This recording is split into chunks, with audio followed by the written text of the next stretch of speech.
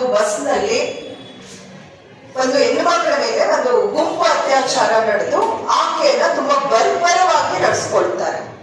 15 ದಿನಗಳ ಕಾಲ ಅವಳು ಬದುಕಬೇಕು ಅಂತ ಹೇಳಿ ಒಂದು ಜೀವನ ಮರಣ ಹೋರಾಟ ನಡೆಸಿ ಅಂತಿಮವಾಗಿ ಅವಳು ಜೀವ ಬಿಡ್ತಾಳೆ.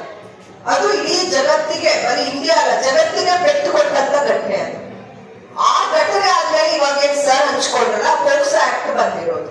ಅಲ್ಲಿವರೆಗೂ ಈ ಹೆಣ್ಣು ಮಕ್ಕಳು ಭದ್ರತೆಗೆ ಅಥವಾ ರಕ್ಷಣೆ ಬಗ್ಗೆ ಹೆಚ್ಚು ಏನು ಸರ್ಕಾರಗಳಿಗಾಗ್ಲಿ ಆಳ್ವಿಕರಿಗಾಗ್ಲಿ ತುಂಬಾ ಏನು ಅದು ಕ್ರಮ ತಗೋಬೇಕು ಅನ್ನೋ ಮನಸ್ಸಿತ್ತು ಅಂತ ಇಲ್ಲ, ಅವರ ಆಶಯನೂ ಆಗಿರ್ಲಿಲ್ಲ.